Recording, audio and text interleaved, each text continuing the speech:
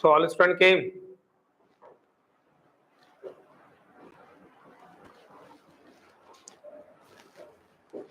So last class what I discussed?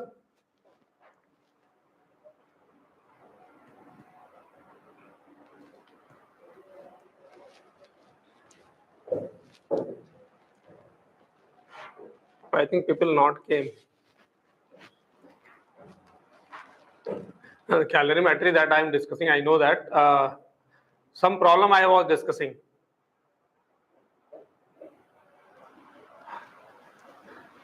Ice and water mixing.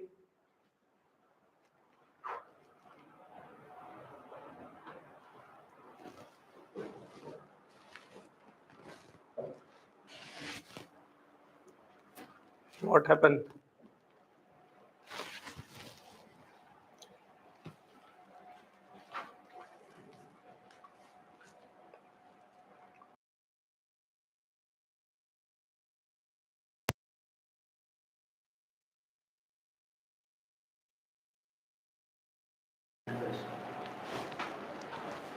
Okay, wait for few minutes.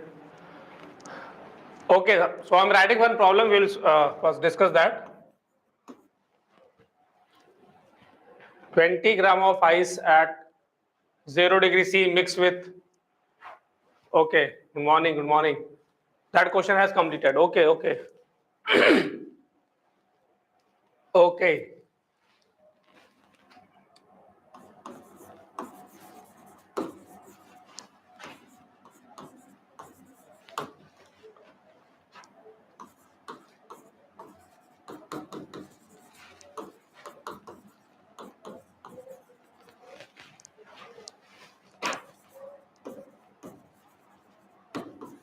At 20°C, then find mixture temperature. So 5 gram of ice at 0°C, that is mixed with 10 gram of water at 20°C. Then we have to find the mixture temperature. Okay. So the same type of problem already I discussed. Okay. This also completed. Final temperature we got 0°C and only few ice got melt.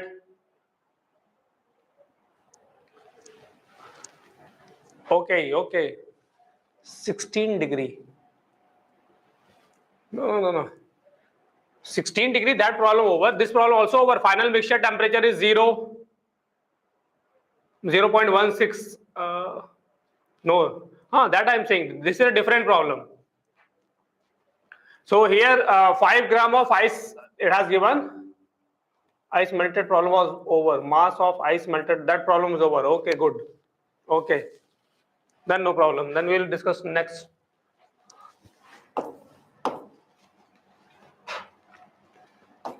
So 20 gram of ice at minus 20°C is mixed with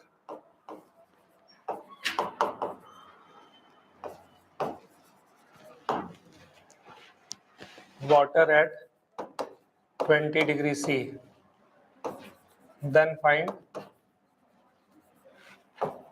mixture temperature and composition. This I am taking kg, so I will tell about the unit also. So here I am taking 2 kg and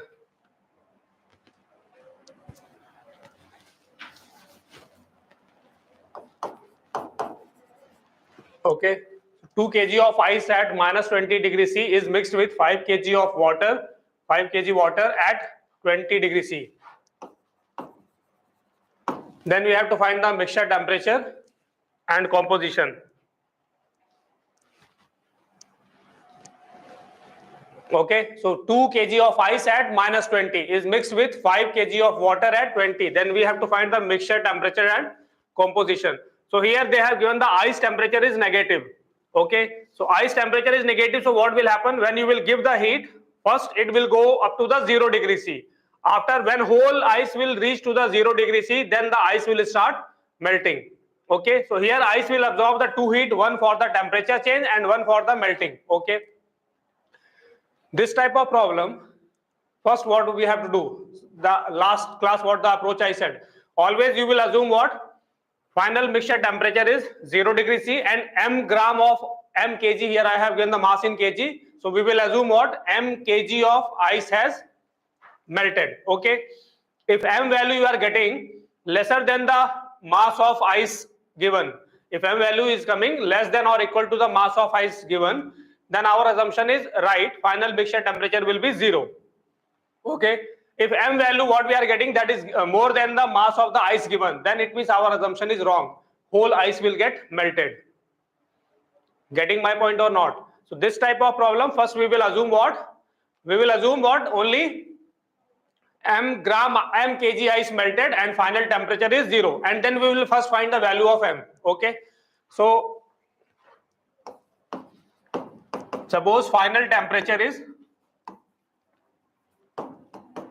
0 degree C and m kg of ice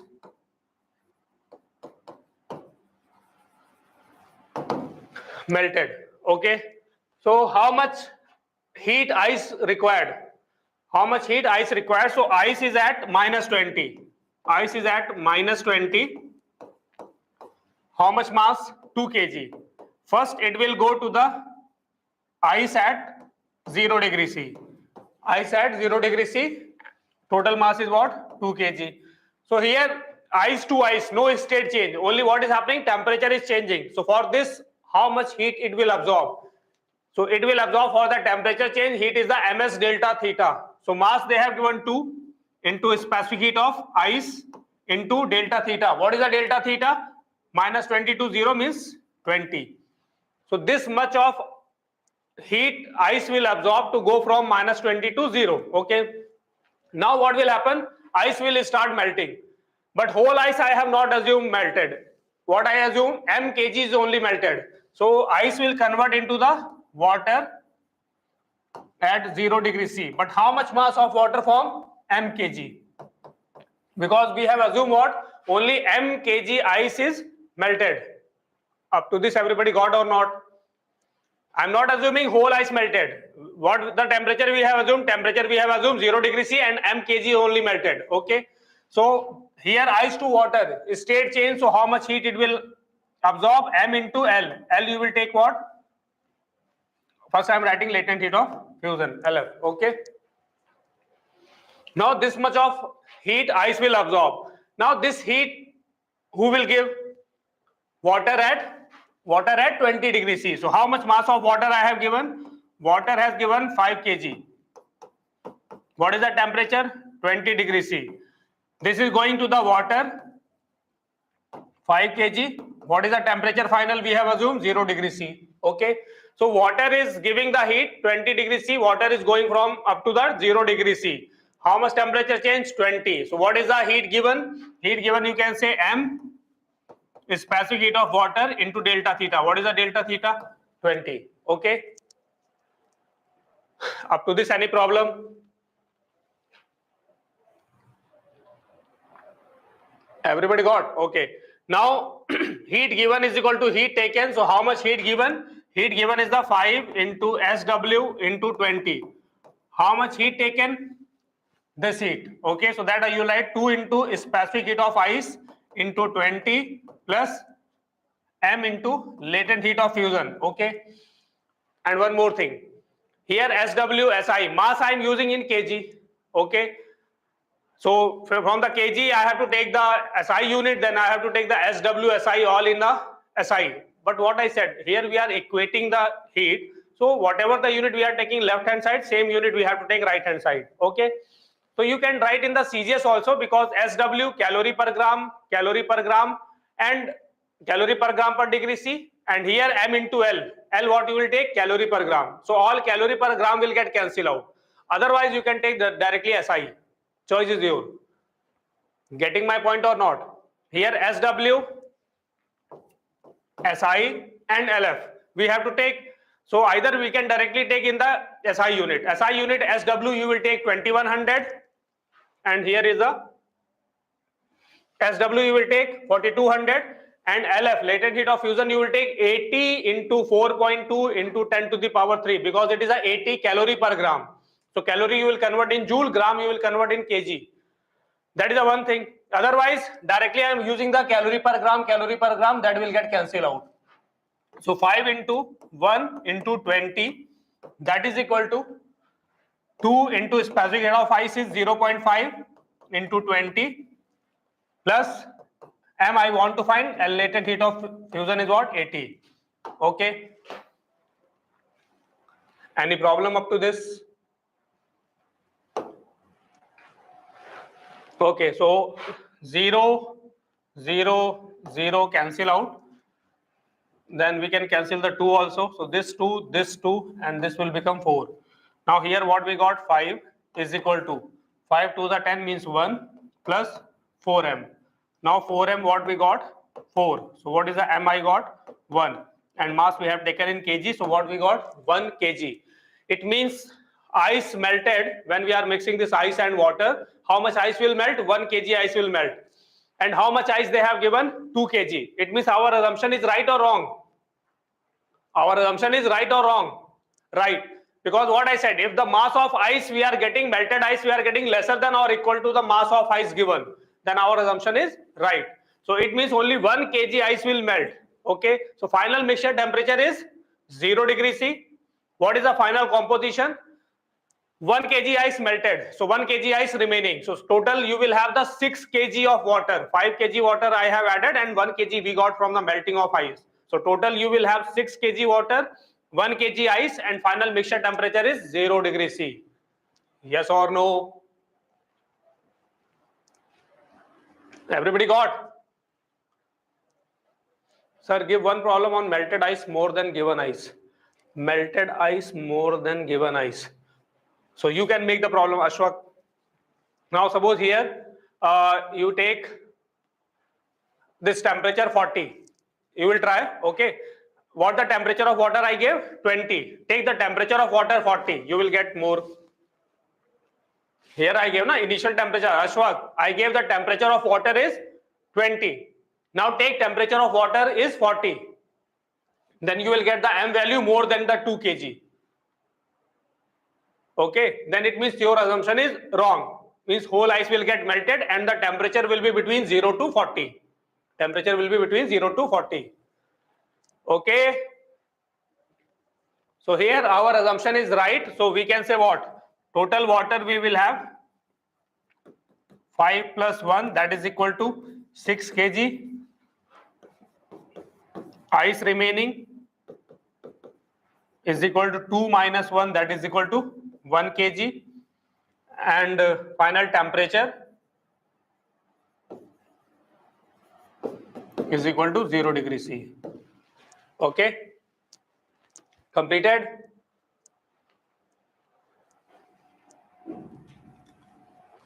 Okay.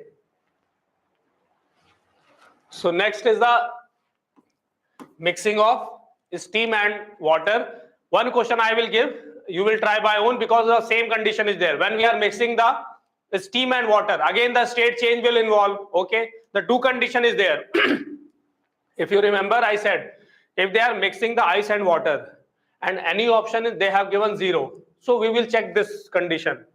If no any option is 0, then what you will assume? Whole ice got melted. Remember it? Remember or not? Okay. So that is for the ice and water. Now suppose they are mixing the steam and water.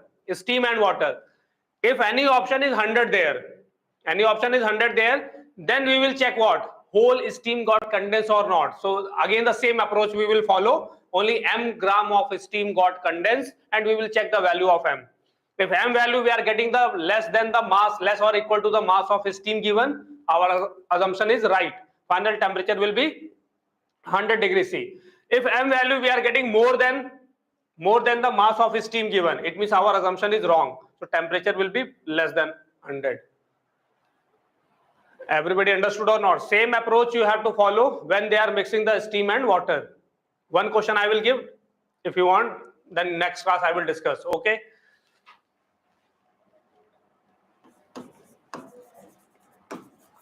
5 gram of steam at 100 degrees C mixed with 20 gram of water at 80 degrees C. Find final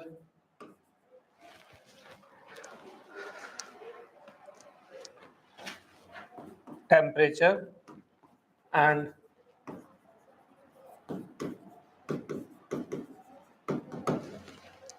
okay, so 5 gram of steam at 100 degrees C, it is mixed with 20 gram of water at 80 degrees C. We have to find the final temperature and composition. You will try?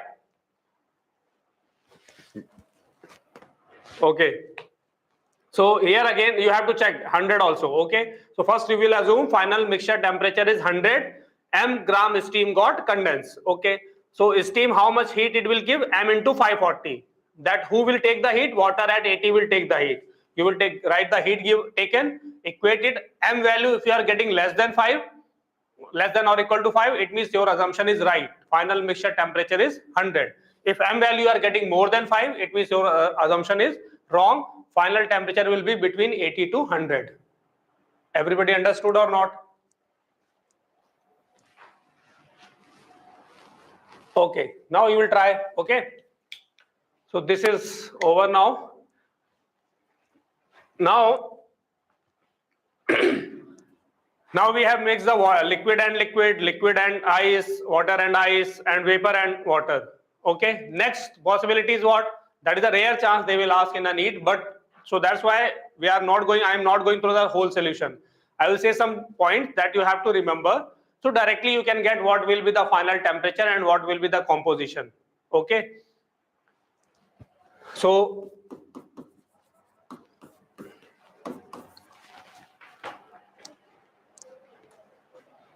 actually last class there was some technical problem, so it was not live because my class was second, but first class I think it was not taken. That's why some problem was there in the YouTube. So my class was not live last class. I wait for the 10-15 minutes, but it was not working. Okay. So what I'm saying, so we have to remember for ice and steam mixing, we have to remember this point. So if suppose I'm saying if ice at 0 degree C is mixed with steam at 100 degree C. Okay. So basically here two state change will involve. Ice will convert into the water, steam will get condensed. So if we are going through a check each and every step, it will take so much time. Okay. So that's why I'm saying it is a rare chance they will ask this question. So directly remember the point. If ice at 0 degree C mixed with steam at 100 degree C. Okay. And suppose mass of ice upon mass of steam, that I am taking as a x, suppose. Okay. So whatever the mass of ice they have given and steam they have given, they find the ratio of the mass of ice upon mass of steam. If this you are getting less than or equal to 3, if this you are getting less than or equal to 3, then we can say then final temperature is equal to 100 degrees C. Then final temperature directly you can say the final temperature will be, you will find the ratio mass of ice upon mass of steam, and if that ratio you are getting less than or equal to 3, then final temperature directly you can say, will they give masses? Yes, they will give the masses. Okay, so then final temperature you will get 100 degrees C. Got it or not? Up to this any problem?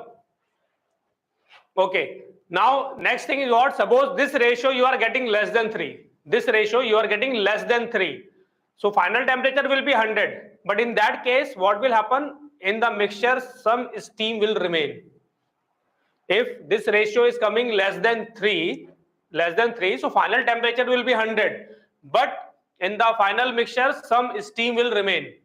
Okay, if you are getting this ratio is exactly 3, means mass of ice upon mass of steam is equal to 3 you are getting, then final temperature is 100. But in that case whole ice will melt, whole steam will get condensed, it means final composition will be only water. Got it or not? So if x is exactly equal to 3, then we can say final temperature is equal to 100 and final composition is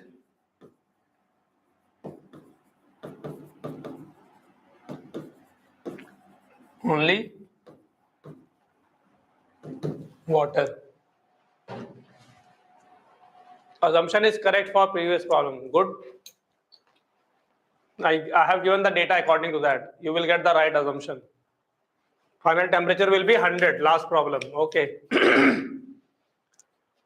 Okay. Everybody will remember this point. So if they are mixing the ice and steam, so we will check the ratio of the mass of ice upon mass of steam. If that is coming less than or equal to 3, then final temperature is 100. If it is coming exactly 3, then we can say final temperature 100. But in the final composition only water we will have, means whole steam will get condensed, whole ice will get melted. Okay, next thing, and how we got that easily we can find, like suppose I am taking the ice and steam, when we are taking the total heat, when we are equating, so this ratio will get. So I think there is no need to show, or you want to see how I got this relation?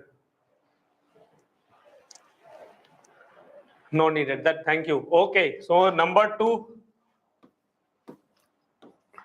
if x value you are getting greater than or equal to 8, okay, then we can say then final temperature is equal to 0 degrees C. Okay, if mass of ice upon mass of steam you are getting greater than or equal to 8, then we can say final temperature will be 0 degree C. Okay, if it is 8, then final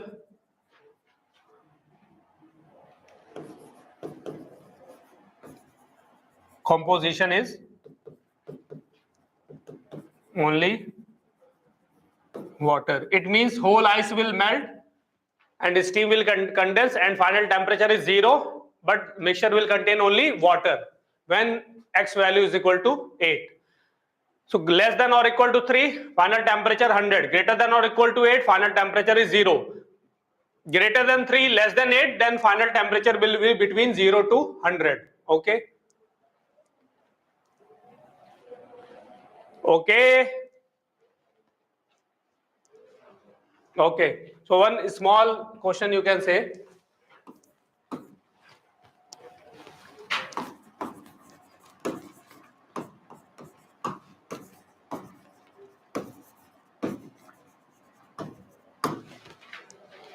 If ice temperature I have not given, so you will take 0. Steam temperature not given, so you will take 100. Okay.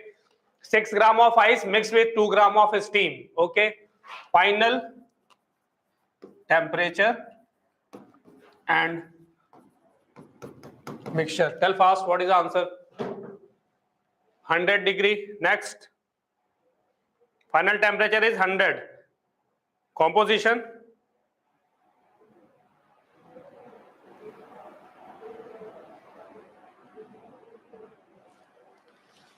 Only water. Only water. Water means how much water?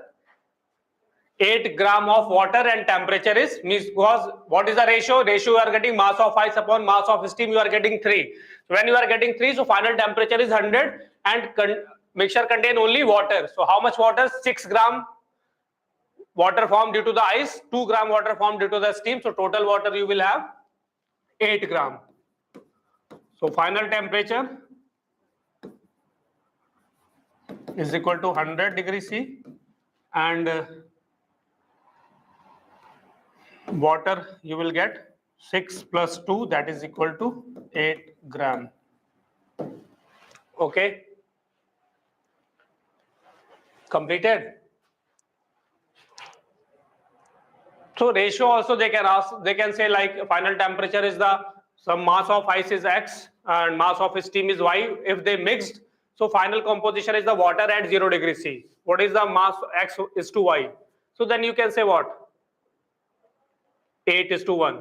Okay, if X gram of ice is mixed with Y gram of steam and the final composition is the water at 0 degrees C, then I can directly say X is to Y is equal to what? 8. Everybody got or not?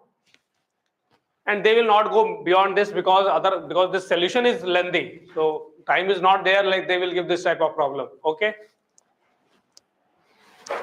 Now next is the heating curve, and that I am making for water first.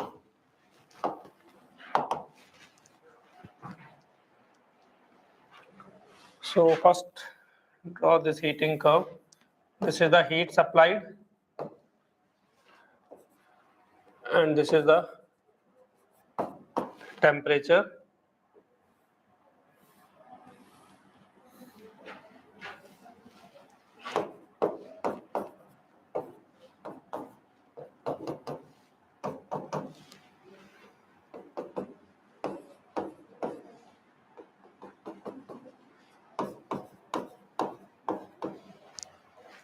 So this is the heating curve for the water I have shown. Okay, and origin is not the 0 temperature. Origin is not 0 temperature. So here I have mentioned the temperature 0 degrees C here. Okay, so it means temperature at A will be negative because B temperature I have shown 0 degrees C. So temperature at A you will get negative. Yes or no? Okay, this graph I am plotting for 1 atmospheric pressure.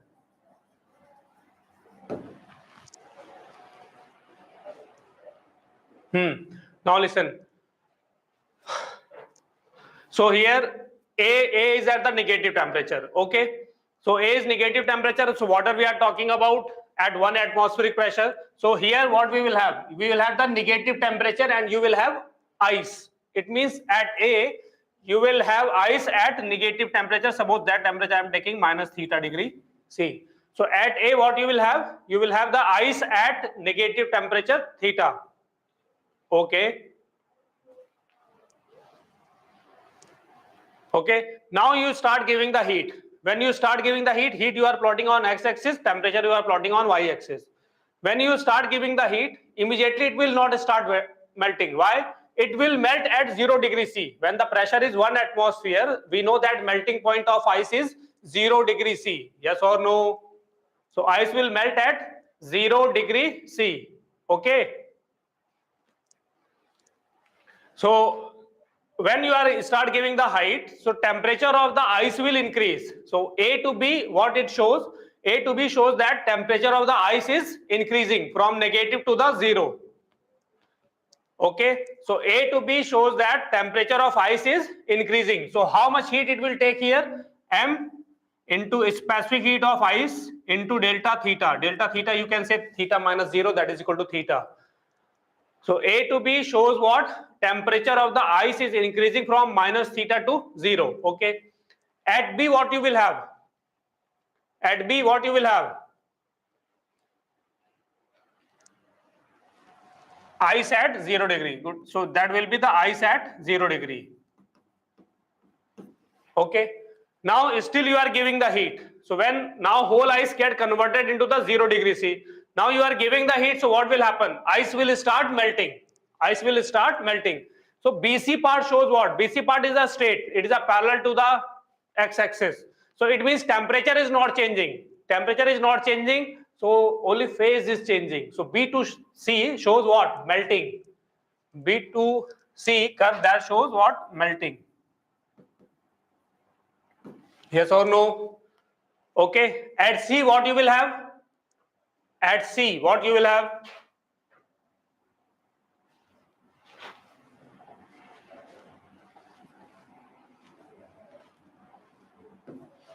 Water at 0 degrees C. So C you will have water at 0 degrees C. Between B and C, some water, some ice. They will be in the equilibrium. Between B and C, some water and some ice you will have. At B, completely ice at 0 degrees C. At C, completely water at 0 degrees C. Between B and C, ice, some and some water. Okay. Up to this, any problem? Who is saying water at 100? Okay, now again still you are giving the heat. Now all water, all ice converted into the water. Now I have completely water at 0 degrees C. If still I am giving the heat, then temperature of water will start increasing. Boiling will not start immediately. So first temperature of the water will increase from 0 to 100. So at D what you will have? Water at 100 degrees C. Okay, so at D you will have water at 100 degree. Okay, so here state is not changing, temperature is changing. So how much heat you will give here? M into SW into 100 you can say, because 0 to 100. And here how much heat you will give? Melting means M into LF. So C to D, no state change, temperature change is there. So temperature change, what is the heat? MS delta theta. Up to this, any problem? So C completely water at 0, D completely water at 100 degrees C. Okay. Now still you are giving the heat. Then what will happen? Water at 100 degrees C will start converting into the steam. Okay. It will start boiling. So DE shows what? Boiling or vaporization, we can say. It is a boiling. Okay. So at E what you will have? Steam at 100 degrees C. So at E you will have steam at 100 degrees C.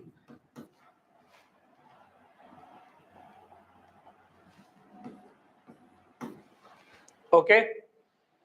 Now after beyond E also you are giving the heat, then what will happen? You will get the superheated steam. If still you are giving the heat, so it will make the what? Superheated steam. EF shows the superheated steam. Everybody got or not?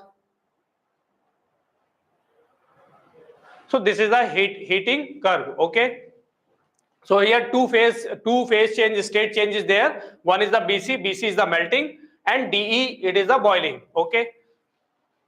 So this graph, suppose they are asking for any solid also, any solid they are asking the graph heating curve. So what will happen? First solid will get heated, it will start melting. So first parallel portion will represent the melting, second parallel portion will represent what? Boiling or the vaporization.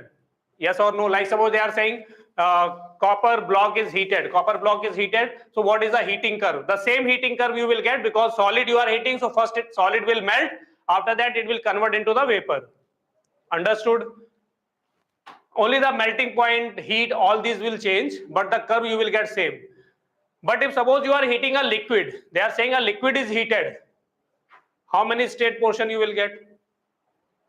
Suppose you started heating liquid, then only one you will get, because liquid will convert into the vapor. Directly you can say this is first parallel portion will be the boiling or the vaporization. Okay. Understood or not?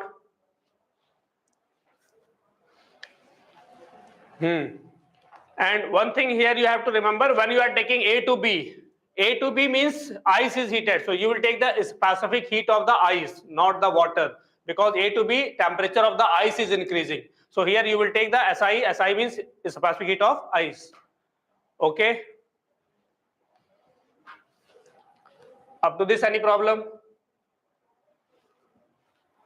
Okay. Now suppose I am asking whose slope is more? AB, slope of BC and slope of D is 0, because they are parallel to the x-axis. If I am asking the slope of AB and slope of CD, whose slope is more? Slope of AB is more or slope of CD is more? Slope of AB is more or slope of CD is more? AB, CD equal. Ignore the manufacturing defect. If you are getting the equal, means you are observing that it is a parallel. So we have to go through mathematically. Whose slope is more? AB or CD? CD, okay. CD. AB, because steeper more the slope. CD. Okay. One problem, if you remember, I discussed when I started the specific heat capacity. One graph I gave. Heat supplied and the temperature. Remember, tan theta we got 1 by ms. Remember, Same quantity I plotted. X-axis I have taken heat, y-axis I have taken temperature. Here also the same. Heat I am taking on the x-axis, temperature I am taking on y-axis. So slope of that is straight line AB, CD, EF. It is equal to what? 1 by ms. Yes or no? Getting my point or not? So here we can say the slope is equal to what? Okay. Now I am heating some mass of ice. The mass of ice is not ice, it is converting into the water. So total mass is constant. Total mass is constant, then I can say what? Slope is inversely proportional to S. Yes or no? M here, we can say M is constant here. So I can say what? Slope is inversely proportional to specific heat capacity. Up to this, any problem? Okay. So whose specific heat is less, its slope will be more. Whose specific heat less, slope will be more. Now, what is the answer? Whose slope is more? AB or CD? AB. Why? AB is representing the temperature of what? Ice temperature is increasing. So you are taking the specific heat of ice, and the specific heat of ice is lesser. That's why its slope will be more. Okay. So what you will say? Slope of AB is greater than slope of CD.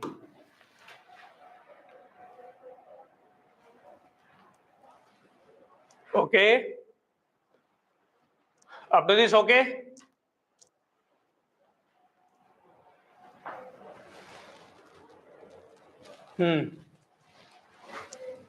Suppose the small question I am asking. Suppose I have given the heating curve for any substance.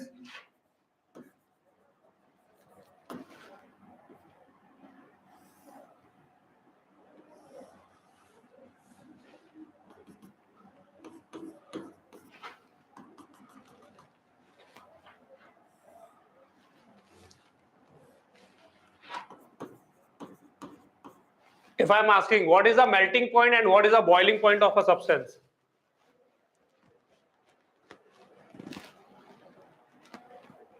What is the melting point and what is the boiling point of a substance? Melting point is the 10 and boiling point is the 180. Why?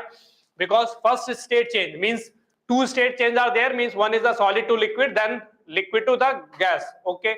So first one is the solid to liquid melting. Melting occur at 10 degrees C. So what is the melting point? 10 degrees C. Boiling occur at 180. So boiling point is the 180 degrees C. Yes or no?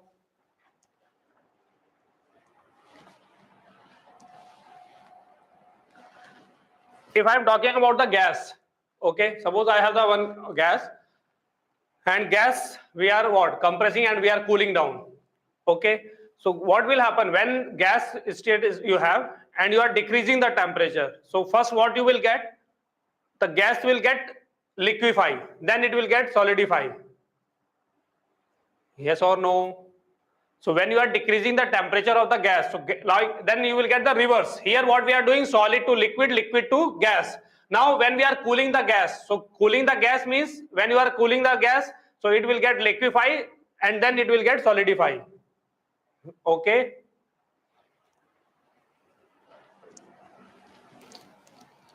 Okay. So next problem. If 20 gram of ice at minus 20 degrees C is heated at constant rate 20 calorie per second, then find time taken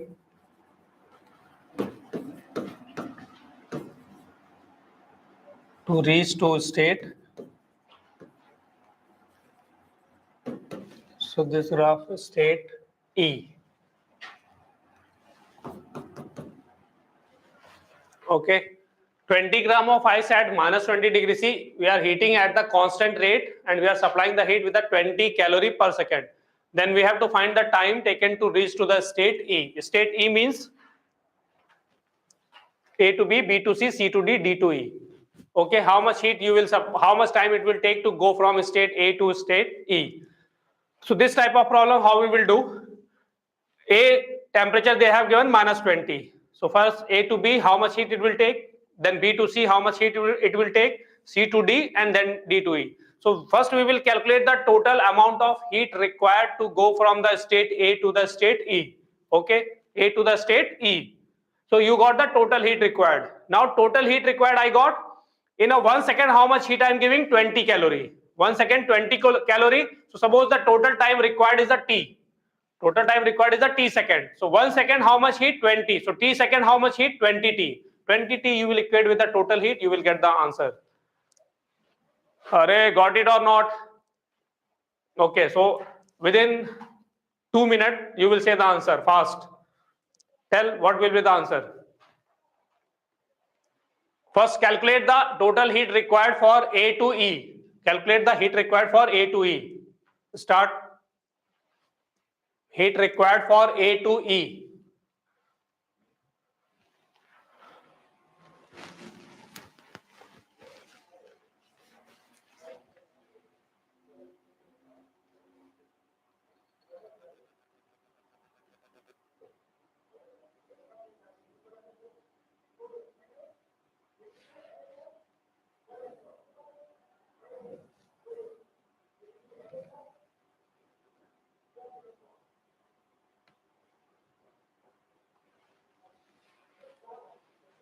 (1230 One answer we got 1230. Okay. Any other answer?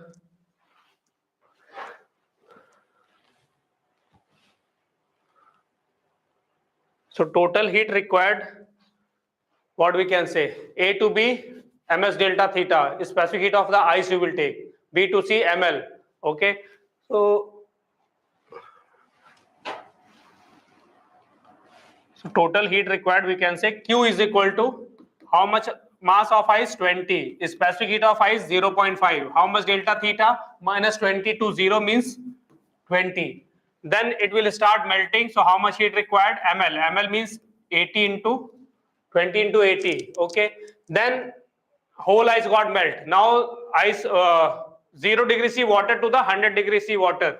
Then you will get what? Ms delta theta. M is what? 20. Specific heat of water is 1. Delta theta is what? 100. Okay. Then from water 100 degree C, it will convert into the steam at 100 degree C. Then how much you will get? ml again. M is what? 20. L is what? 540. This much of calorie heat is required. Okay. So who will say what is the Q value? 5 to the 10. So this is the 5, 10. So means 200 plus 1600 plus 2000 plus 54 to the 108, 108 Okay. So 14,600. Sure. 14,600 calorie. Everybody is getting 14,000. I am not calculating. 14,600. Everybody's got? Okay. Then this heat we can write as 20 into T, because per second how much heat I am giving? 20 calorie. So 20 T we can write as 14600. So this 0 and 0 cancel out. So T what we got? 730 second. If answer they have given in minute we can convert. Okay. Completed.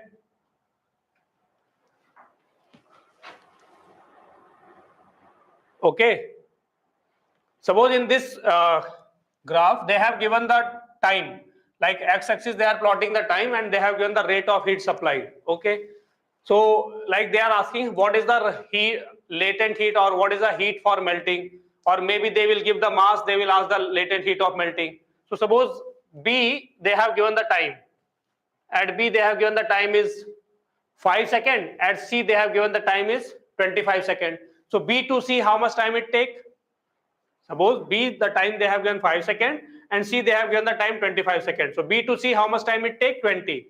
So B to C, suppose they have given the rate of heat supplied. So rate of heat supplied, suppose they have given 20 calorie per second. So how much time you have supplied the heat for melting? 20 seconds. 20 seconds, how much heat you have supplied? So per second, 20 calories. So 20 seconds, you will supply 400 calorie. Okay. So means for the melting, how much heat required? 400. One question they can ask this. Second, they have suppose given the mass. Mass of the ice is the 5 gram. What is the latent heat of the ice? Then you will say what? 400 is equal to M into L. 400 is equal to M into L. So what is the L? You will get 400 by 5. 12, 30 seconds. What is that answer? So 80 calorie per gram. Okay. So means if they are giving the time on the x-axis and they will give the rate of heat supplied constant rate. So how much time it is taking for melting, that time we will take, and then we will multiply with the rate of heat supplied. You will get total heat. Total heat you will equate with ml. You will get the latent heat if they are asking. If they are asking total heat, you can also find. Okay. Okay. Next is the phase diagram.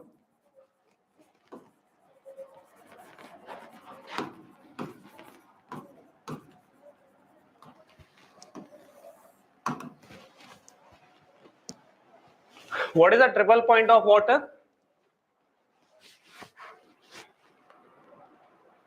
Triple point of water. 273.16 Kelvin. In a degree C?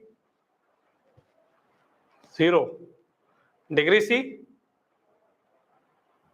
0.016. Actually, the relation of the Celsius and Kelvin, 0 degrees C is equal to not the 273. It is a 273.15. Numerical problem, we take the 273. But exactly, 0 degrees C is equal to how much Kelvin? 273.15. 273.15 Kelvin. Okay. Triple point is the 273.16. 273.16. Now when you subtract 273.16 minus 273.15, what you will get? 0.01. So triple point of water in a Celsius is the 0.01. Okay. In Kelvin, 273.16, 273.16 you can get in a degree C by subtracting 273.15. Okay. Okay, and what is the triple point? What is the definition? What is the meaning of triple point?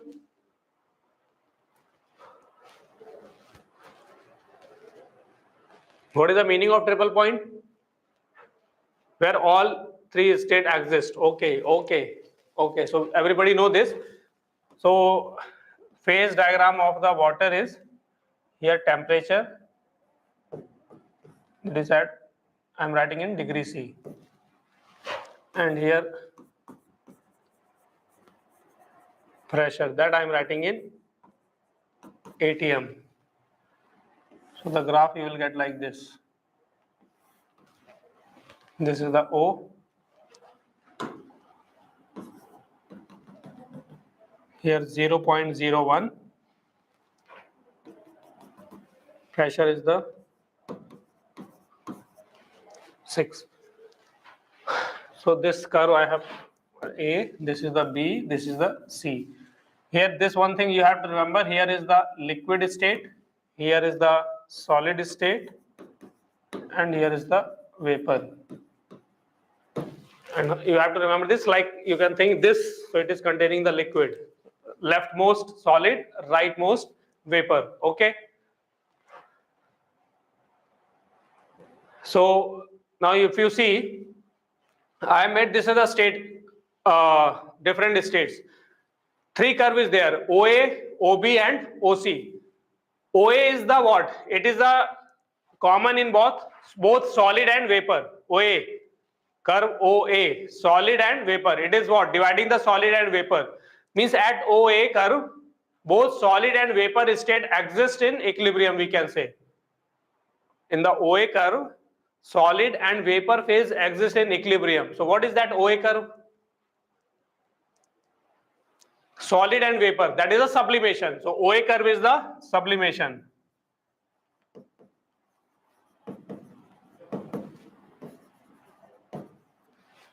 Okay, so OA curve is the sublimation curve.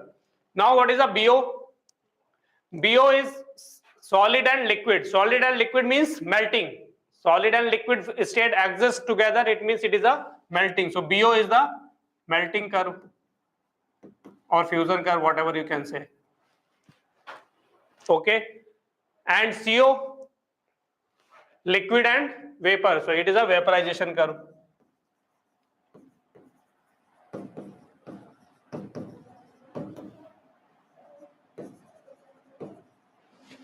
Okay, up to this any problem? Now if you see at O, all the three curves are intersecting at O. All the three curves are intersecting at O. It means at O all the three states exist. Okay, at O all the three states exist. So corresponding to that, O is called what? What is that O is called? Triple point. O is the triple point. Why? All the three curves intersect at O means all the three states exist at O. So O is called the triple point. And triple point here, temperature I am writing in degree C. So what is the temperature at O? 0.01 degree C. And at what pressure? 0.006 atm. This pressure I am writing in atm. If they are asking in a Pascal, you can multiply with 1.01 into 10 to the power 5. Okay. Understood? Actually, triple point is the condition of the temperature and pressure. Okay. Temperature, not only the temperature, the condition of the temperature and pressure at which all the three states exist together. Okay.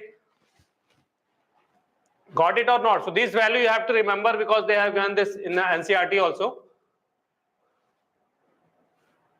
Okay. Up to this any problem? Now you have to keep this figure in the mind. Now suppose I am saying water is at the triple point. Water is at the triple point. All the three states exist at O, or water or vapor and the steam vapor is at O. Now suppose I am saying I am increasing the pressure. I am increasing pressure while keeping the temperature constant. It is at the O. I am increasing the temperature. I am increasing the pressure while keeping the temperature constant. So you will get the liquid state or solid state or the vapor state. We are increasing the pressure at constant temperature. Which state you will get? Liquid. Why? It is, I have given it is at O. Now we are maintaining the temperature is constant. So temperature constant means you will take the line perpendicular to the temperature axis. That already I discussed in a graph.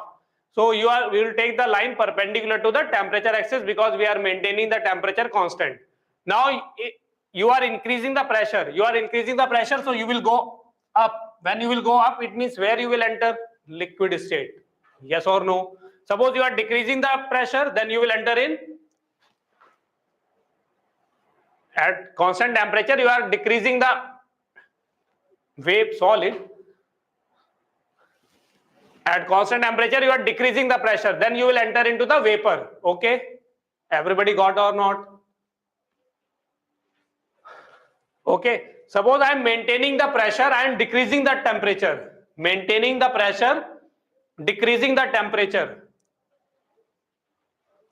Maintaining the pressure, decreasing the temperature. Where you will enter? Solid. Everybody got? So by this type of problem they can ask. Okay, so you have to keep in the mind that where is the liquid, where is the solid, where is the vapor. Okay, now this already I have discussed. On increasing the pressure, what is the effect on boiling point? This we can see from the graph also. On increasing the pressure, what is the effect on boiling point? Decreases. This I discussed earlier also. Why there is a easy to cook the food in a pressure cooker, but it is difficult to cook the food in a hilly area. increase. On increasing the pressure, boiling point increases. On increasing pressure, boiling point increases. And what about melting point? Decreases. You can see the graph also. You can take the line perpendicular to that. Somewhere temperature will be 100 here. So this is the line. Okay, when we increase the pressure, the line will shift above. So what will happen? Boiling point will increase, melting point will decrease. So on increasing pressure, boiling point increases, melting point decreases. Melting point decreases means ice will melt at negative temperature. If the pressure is, surrounding pressure is more than 1 atmosphere, so melting point will decrease, means ice will melt at negative temperature, but water will boil at temperature above than 100.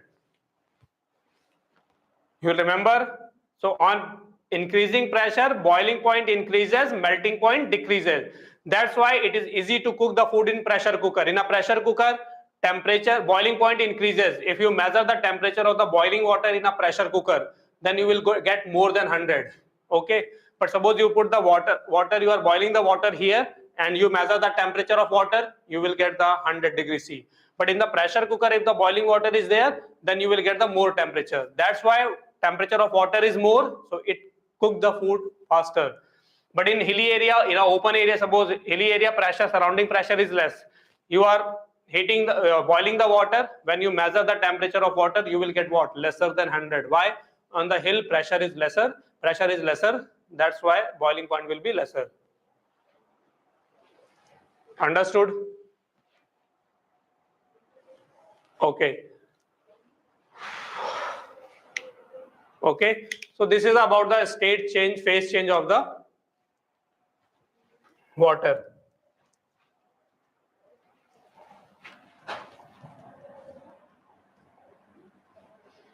One more graph they have given for the CO2. So just only you have to remember, maybe directly database question they can ask. They have given the graph for CO2 also. So CO2, the same type of graph you will get, like only Y you have to invert. This is the triple point, that is a minus 56.6 degrees C. Pressure you will get 5.11 atm. Same liquid, vapor and solid. Okay. So remember these values only. Triple point for the CO2, what we can say, minus 56.6 degrees C. And what is the pressure? 5.11 atm.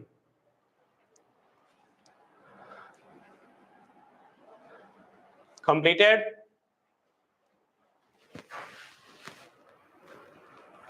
Okay. So this is over now. So calorimetry part is almost over.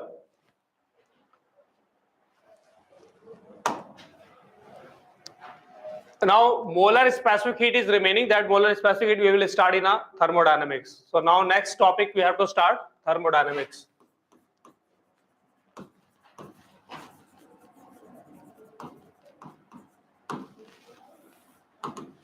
This week's syllabus is more. Okay. So in the thermodynamics, first we will discuss molar specific heat capacity, that we write as a capital C. Okay. So we have learned the heat capacity, specific heat capacity. What is the heat capacity? Amount of heat required to raise the temperature by unit degree, to change the temperature by unit degree. Remember, that was the heat capacity or thermal capacity. Second, we have learned specific heat capacity. That was the heat required for unit mass per unit change in temperature. Remember, so we got the Q upon M into delta theta. Now molar specific heat capacity is defined for each mole. So we can say, what is the molar specific heat capacity? It is the thermal capacity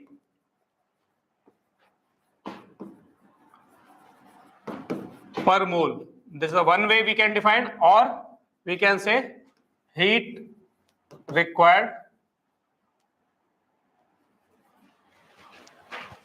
for 1 mole of substance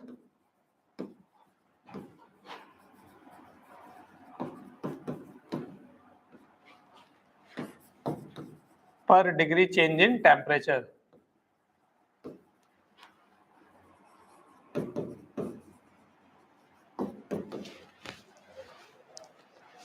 Okay, so thermal capacity per mole, or from this definition we can say C is equal to what? Q upon N into delta T. Okay, or somewhere there is a differential form, C is equal to dQ upon N dt. Okay, but simply we can say what? C is equal to Q upon N into delta T, where N is the number of moles. Okay, so if they have given the molar specific heat capacity, then we will take in the place of mass, like it is a specific heat capacity, so here will be mass. If it is a molar specific heat capacity, so here will be mole. Okay, so what is the heat required, we can say?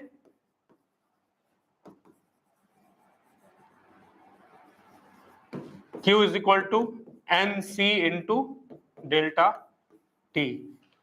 Okay, so if they have given the specific heat capacity, ms delta T and ms delta theta. If they have given the molar specific heat capacity, then we need mole, NC delta T, that is the amount of heat exchange. Okay, unit of the C is what? Calorie, or the joule per mole Kelvin, that everybody know. Because Q upon, from this we can write the unit. Q is the joule per mole per degree C or Kelvin. Okay,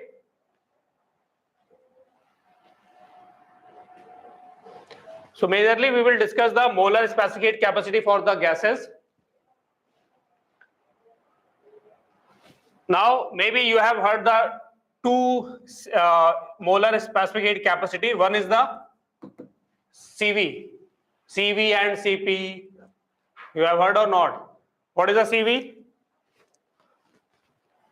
What is the CV? Molar specific heat capacity, C at constant volume. Okay, so it is a molar specific heat capacity at constant volume. Okay, and Cp is the molar specific heat at constant pressure. So we will discuss this in the thermodynamics also. At constant volume,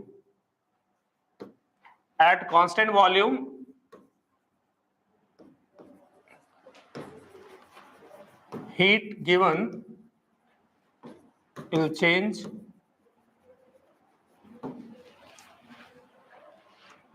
only the internal energy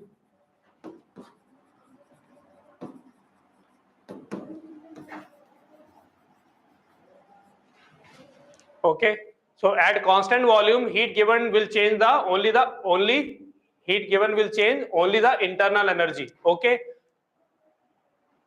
CV molar specific heat capacity at constant volume. At constant volume, whatever the heat we are giving, that heat will change the only internal energy. Suppose I am talking about the gas, so it will change the internal energy of the gas. Okay. So at constant volume, whatever the heat you will give, that heat will change the internal energy of a gas. Now, we can say heat given at constant volume. So at constant volume,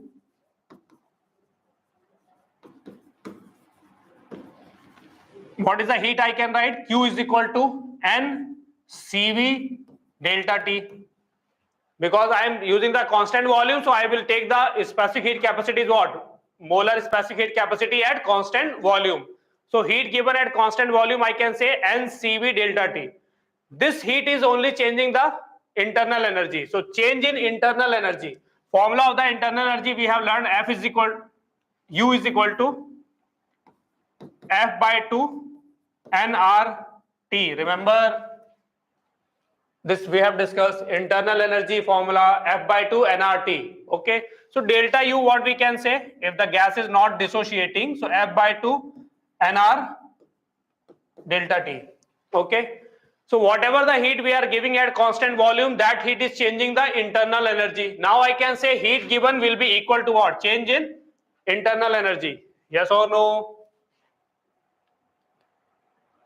Okay, so whatever the heat I gave, that will change the internal energy. So heat given is equal to change in internal energy. We can say Q is equal to what we can say? Delta U at constant volume. Then Q is what? NCV delta T.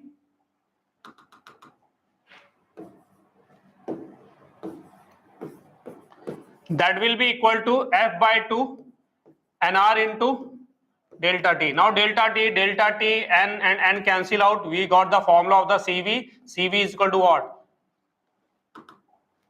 F R by 2. And remember this formula directly. CV is equal to what? FR by 2. What is the F there? What is the F? Degrees of freedom. Good. So CV formula is the FR by 2. That remember.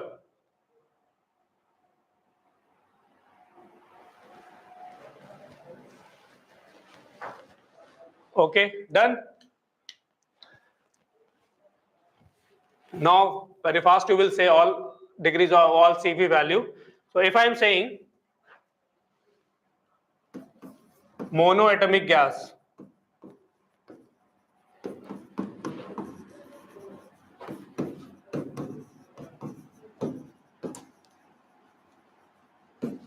now remember one thing. One thing we have discussed about the vibrational degrees of freedom. At high temperature we consider vibration, at lower temperature we ignore the vibration. If they are not talking about vibration, we always ignore. That remember or not? When I discuss the degree of freedom, I discuss all these things.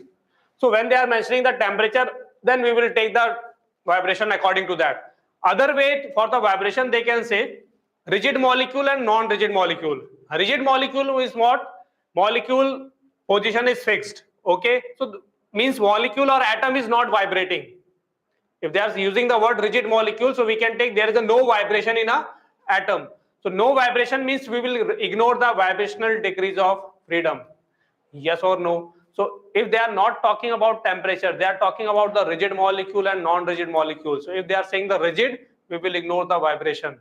This is another way they can give the data for the vibrational degrees of freedom. So if they are saying rigid molecule means we will ignore the vibrational degrees of freedom. So how many degrees of freedom you will get for monatomic? 3 degrees of freedom, because they have given here rigid. Then we will get the CV is equal to 3R by 2. FR by 2, F you will get 3. Only 3 translational. Okay. If I am saying non-rigid, then I said what? For the one vibrational mode, you will add the 2 degrees of freedom. For one vibration, 2 degrees of freedom. So 2 vibrational, 3 translation. So total you will get 5. Then CV, what you can write? CV is equal to 5R by 2. Okay. Who is writing CP? I am asking CV. First I am discussing CV. I have not talked anything about the CP. First I am discussing about CV. CV we will write 5R by 2 when they are saying the non-rigid. Non-rigid means vibrational you have to consider. And one, that is a monatomic. So one vibration you will take. One vibration, how many degrees of freedom? 2. So total degrees of freedom you will have 5. Okay. Next, diatomic.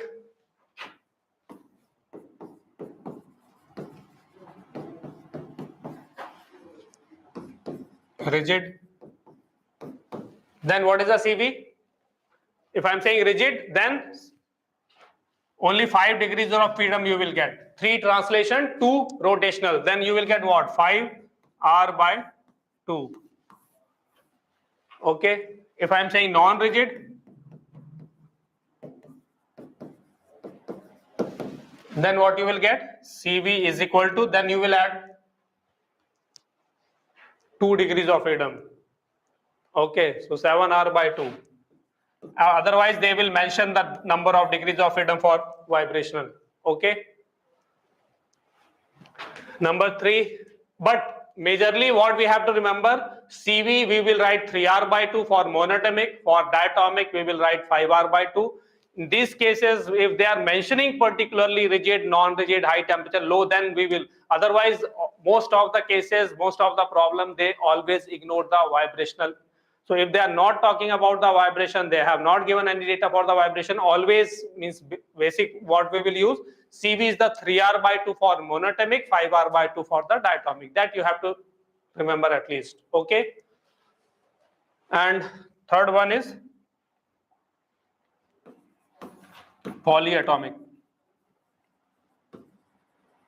So polyatomic, you will say Cv is equal to how many degrees of freedom? 6 degrees of freedom. So what you will get? 6R by 2, that is a 3R.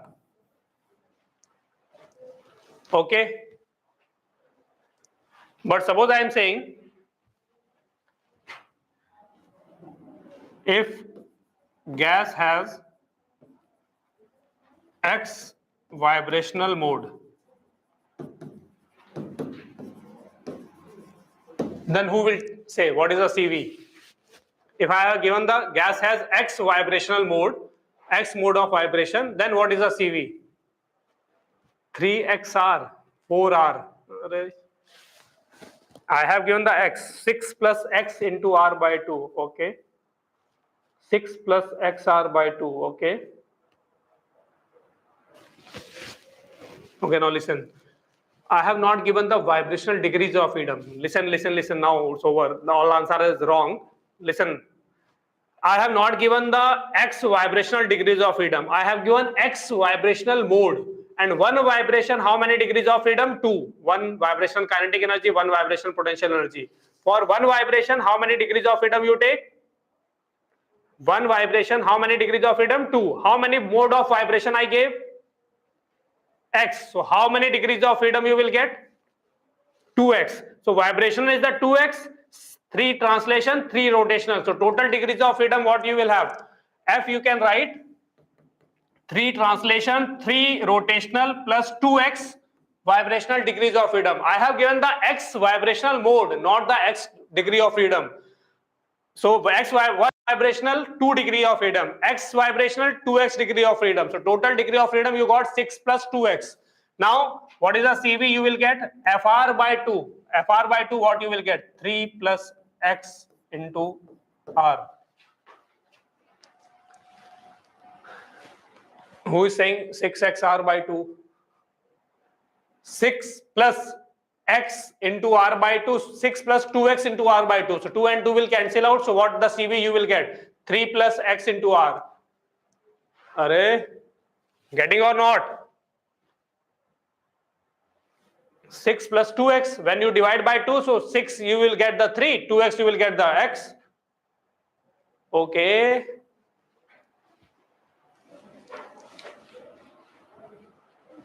People not understood. Understood? Okay, okay, okay. So this is about the Cv. If they are not talking about vibration, we will never consider vibration again and again, I am saying. Okay, so we have to remember Cv is the 3r by 2, 5r by 2 and 3r. Okay. Now Cp, what is a Cp? It is a C at constant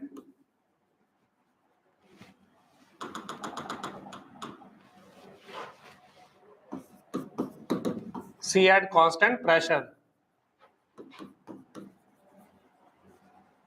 Then heat we can say Q is equal to N Cp delta T.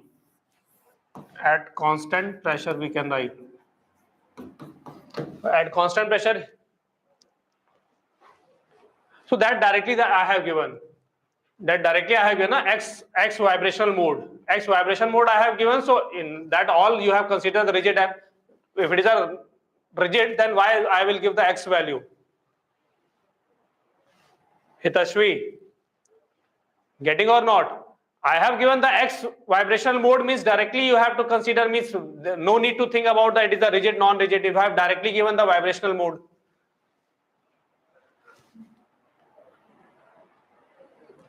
Getting or not? Okay. One vibrational, 2 degrees of freedom. The reason is what I said. Vibration means when something is vibrating, so it will have the vibrational kinetic energy and vibrational potential energy. That's why from the equipartition of energy of the total energy distributed equally in all the degree of freedom.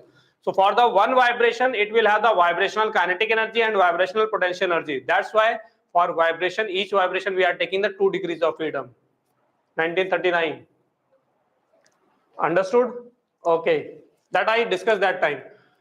Okay, so heat given at constant pressure, what we can say, NCP into delta T. Okay, and one relation, maybe that relation is in your blood now. Cp minus Cv is equal to capital R. I think everybody know this relation. Okay.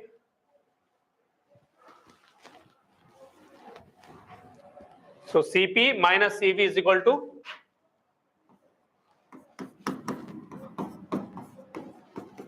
capital R, or Cp we can say what? R plus Cv. So that's why we can say Cp is always greater than Cv. Okay, so Cp minus Cv is equal to capital R. Okay, that everybody know. And this relation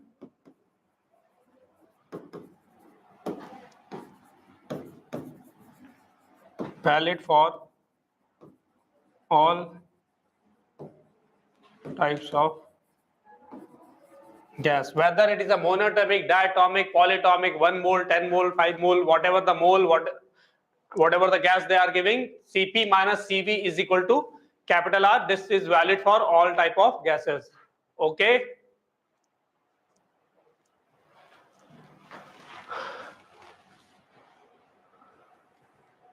Now directly I am not considering the vibrational, so now we can say what? Monatomic. Cp for monatomic. Tell fast. If they will give the vibration, now you know that what you have to add. So Cp for monatomic. Tell fast.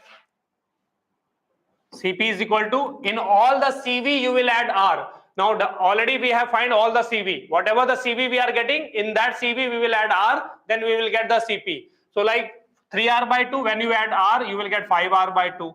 Okay. Vibration you are considering, according to that you will add R. Then for diatomic,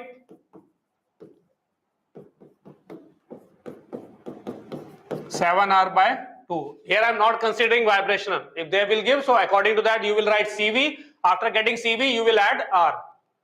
Okay. Third one is polyatomic. Then Cp what you will get? 4R.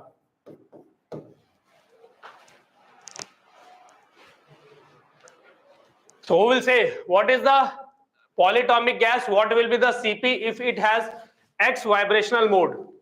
What is the Cp for polyatomic gas if it has X vibrational mode? Tell fast. Again you are doing mistake.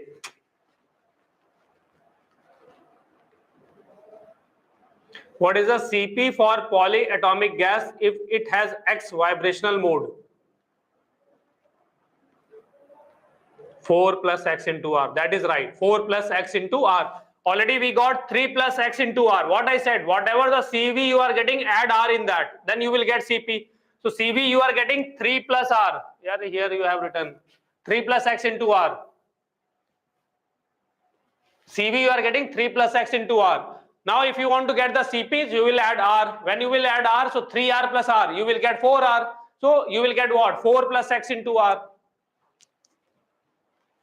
Okay.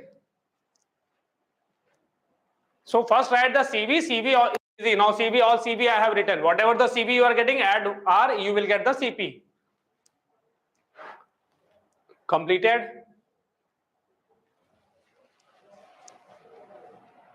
Okay. Time over.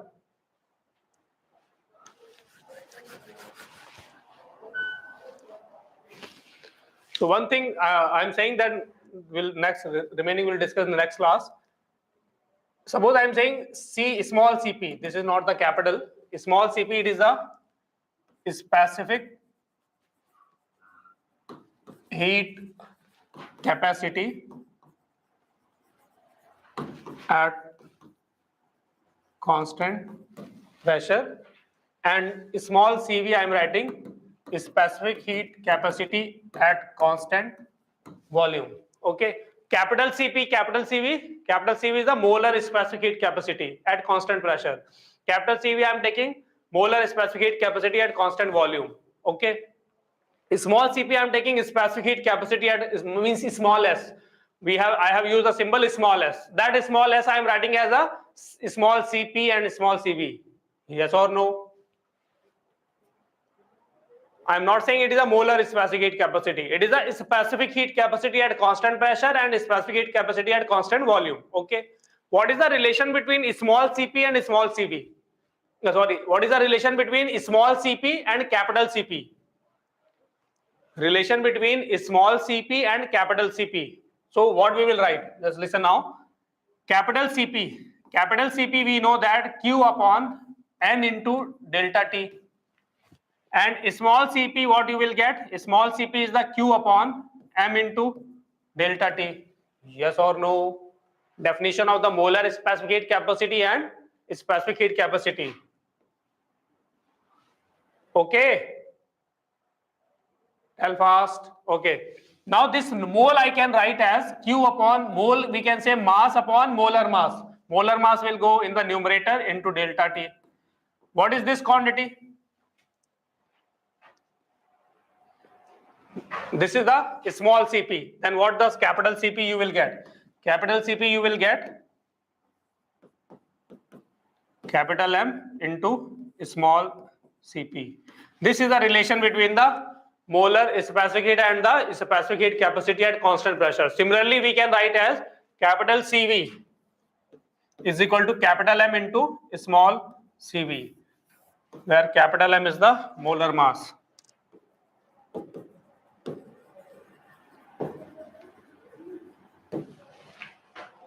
Okay, over. So who will say what is the small Cp minus small Cv? What is the small Cp minus small Cv? Capital Cp minus capital Cv, we know that it is a R. What is a small Cp minus small Cv? R by M. Why? This Cp I can write as capital M into small Cp. Capital M into small Cv. Capital M you can take common, you can shift here. What you will get? This is the R by. Remember this, okay? So Cp minus Cv is equal to capital R. Capital Cp minus capital Cv is equal to capital R. This is valid for all gases, okay? But small Cp minus small Cv, this difference will be different for the different gases because the different gases will have the different molar mass. Are I got it or not? Because here we are getting the R by M. M is the molar mass. Different gas will have the different molar mass. So this quantity, small Cp minus small Cv, you will get different for different gases. Okay. So just one example. If capital Cp minus capital Cv is equal to A and capital Cp minus capital Cv is equal to B for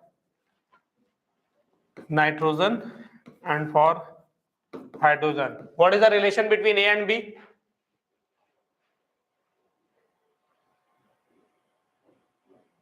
A is equal to B. Okay. So A is equal to B. Why? I am using the molar specific heat capacity. So both Cp minus Cv is equal to what? Capital R, capital R. So A is equal to capital R, B is equal to capital R. Yes or no? But suppose I am saying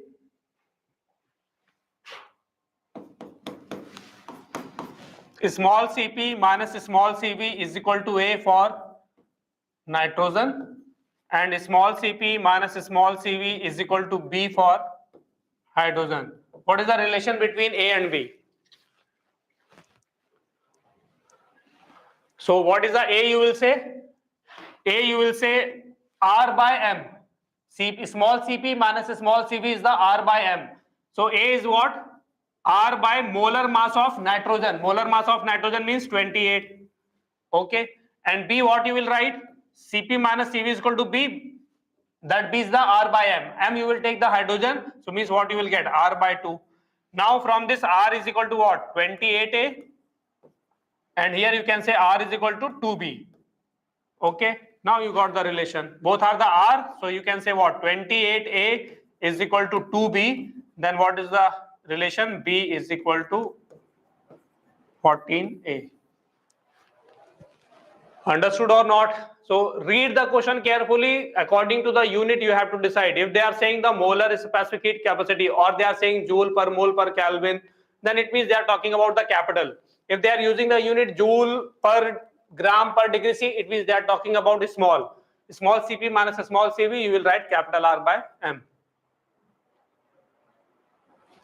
16A, why? 14 to the why 16A?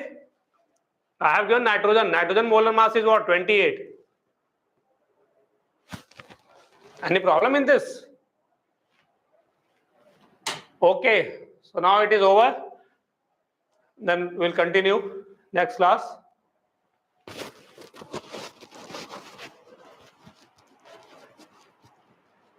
Okay. So do again. Again we will discuss. Okay.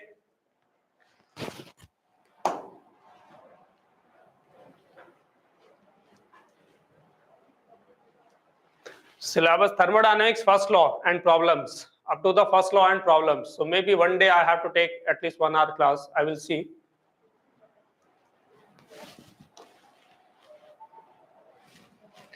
Okay. Okay then. Bye bye. I will see previous lecture online you cannot get. Only notes or something you can get.